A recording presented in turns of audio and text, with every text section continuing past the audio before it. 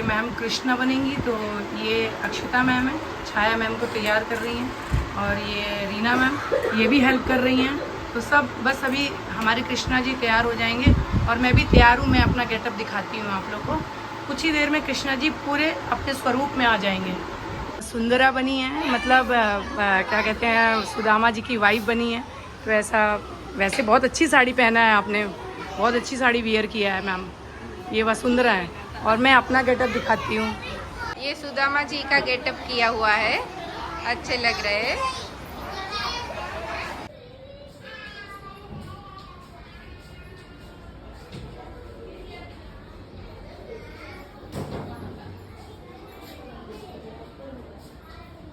पंडित जी चश्मा लगाएं और मेहंदी भी लगाएं। आयुष्मान भवा।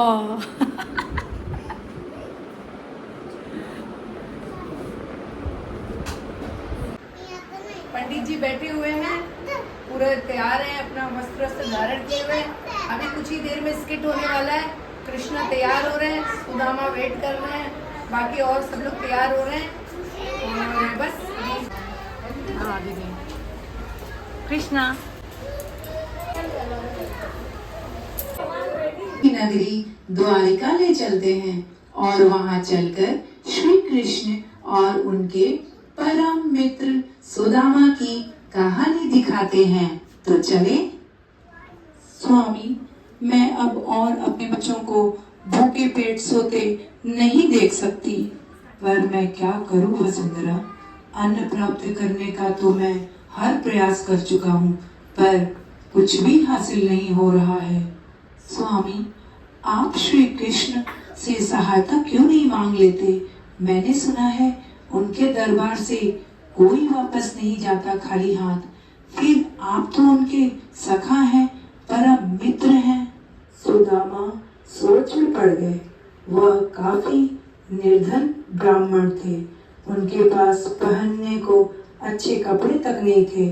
वह यह सोचने लगे कि अगर मैं महल गया और मुझे प्रहरी ने द्वार पे ही रोक दिया तो मैं क्या करूँगा। आप क्या सोच रहे हैं स्वामी? अपने लिए ना सही, कम से कम अपने बच्चों के खातिर चले जाइए। फिर सुदामा ने सोचा, अपने बच्चों के लिए वह कृष्ण से अवश्य मिलेंगे। स्वामी, कृष्ण आपके बचपन के मित्र हैं, तो क्या आपको नहीं लगता कि उनके लिए कुछ भेंट ले जाना चाहिए? पर कृष्ण को देने के लिए मेरे पास तो ऐसा कुछ भी नहीं है वसुंधरा। वह तो बड़े महलों में रहते हैं, अच्छे वस्त्र पहनते हैं, अच्छा पकवान खाते हैं। भला मैं ऐसा क्या ले जाऊं जो उनको अच्छा लगे? अरे हाँ, आपने ही तो मुझे एक दिन बताया था कि कृष्णा बड़े ही प्रेम से चिवड़े खाते हैं, तो क्यों ना उनके लिए आप चिवड़े लेके जाइए। मैं एक मुट्ठी चिवड़े बांध देती हूँ और आप अपने साथ ले जाइए। फिर वसुंधरा ने एक पोटली में चिवड़े बांधे और सुदामा को दे दिया, और सुदामा उस पोटली को लेकर द्वारका की ओर चल पड़े।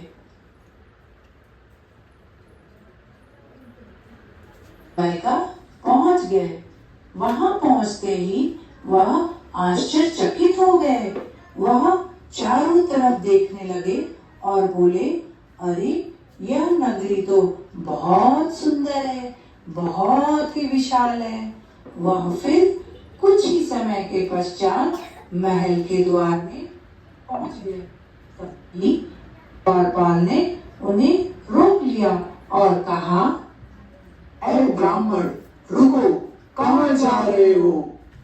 हे द्वारपाल, मैं कृष्ण का परम मित्र हूँ, कृपया करके मुझे अंदर जाने दें।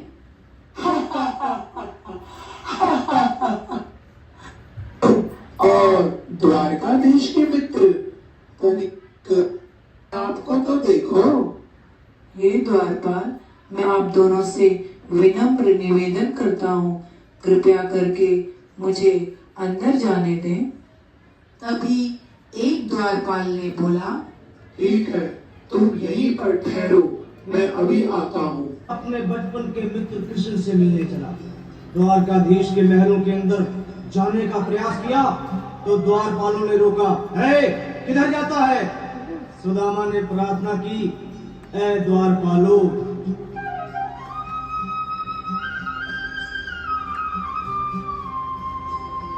देखो देखो ये गरीबी का हाल, कृष्ण के दर पे विश्वास लेके आया हूँ। मेरे बचपन का यार है मेरा श्याम, यही सोच कर मैं आस करके आया हूँ।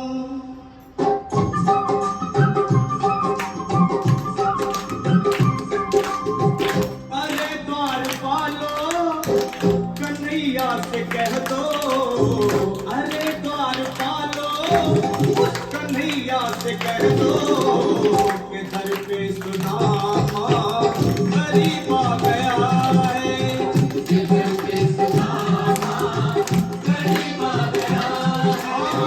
भटकते भटकते न जाने कहाँ से, भटकते भटकते न जाने कहाँ से तुम्हारे महल के करीब आ गया है। तुम्हारे महल। अकस्मात आने की क्षमा चाहता हूँ द्वारकाधीश। क्या बात है द्वारपाल? हे द्वारकाधीश, कैसे बताऊं कि एक ब्राह्मण द्वार पे काफी देर से खड़ा है और वह बहुत ही मैले कुचैले वस्त्र धारण किए हुए है। भला कौन हो सकता है? क्या उसने अपना नाम नहीं बताया? वह ब्राह्मण अपना नाम सुदामा बता रहा है।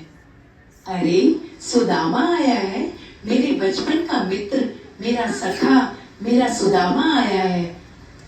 द्वारकाधीश श्री कृष्ण स्वयं अपने मित्र को लेने द्वार पे पहुंच गए। मित्र सुदामा, कैसे हो मेरे मित्र? तुम्हें क्षणिक भर भी मेरी याद ना आई? मैं तो ठीक हूँ द्वारकाधीश, आप तो मेरे मन में बसे हो द्वारकाधीश।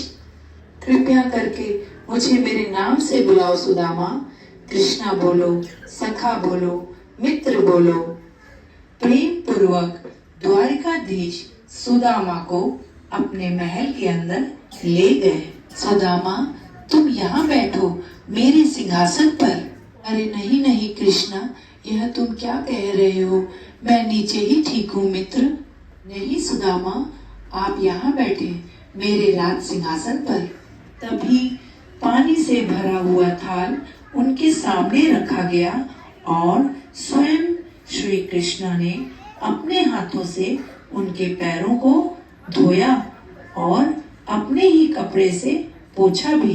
तभी संकुचाते हुए सुदामा बोले, मित्र कृष्णा, कैसे बताऊं, मेरी पत्नी वसुंधरा ने तुम्हारे लिए कुछ भेंट भेजी है, पर मैं तुम्हें कैसे दूं?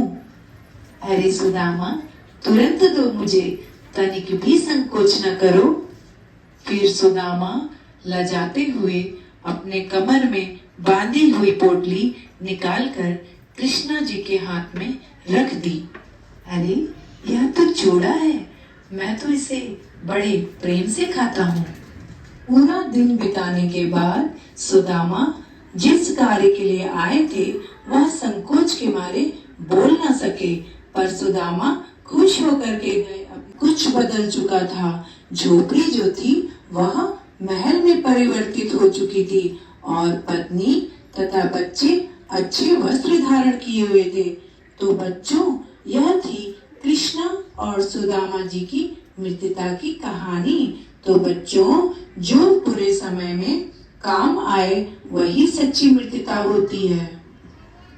और इधर स्किट ख़त्म होने के बाद मैंने और कृष्णा ने अपनी अपनी फ़ोटोज़ निकाली, बहुत अच्छा लगा। और इधर ये देखिए सुदामा जी की प्यारी सी छोटी सी कुटिया, यानी कि मेरी, जो कि मैंने इसमें सुदामा का रोल निभाया था। तो ये एक तरह से देखिए तो इस वक्त मेरी कुटिया है, तो मैं अपनी कुटिया को सजा रही हूँ। चश्मा का है, चश्मा वो देखिए नीचे लटक रहा है। ये प्रभु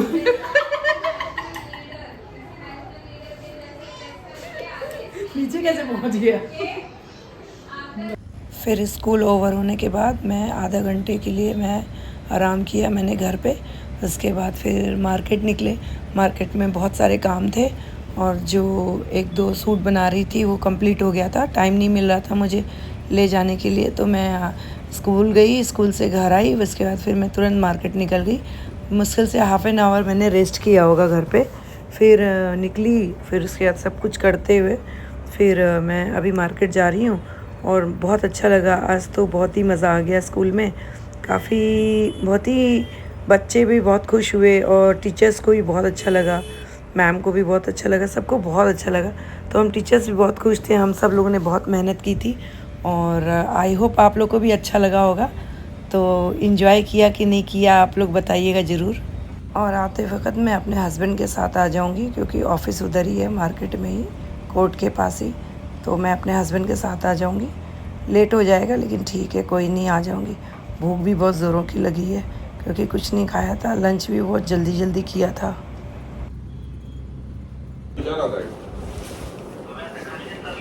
हा, मी काय करत नाही, मी हायकोर्टमध्ये जात नाही. माझे जे पूर्वीचे मॅटर आहे ना ते पण मी सोडले. और मार्केट में मैंने वो मैम को सूट भी दे दिया और रिटर्निंग में एक सूट उन्होंने और दिया मुझे, 2 सूट दिया मुझे।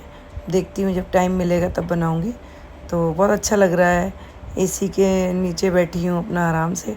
ठंडा ठंडा लग रहा है क्योंकि बहुत थकी हुई थी। लग रहा है इससे बैठ के आराम लग रहा है।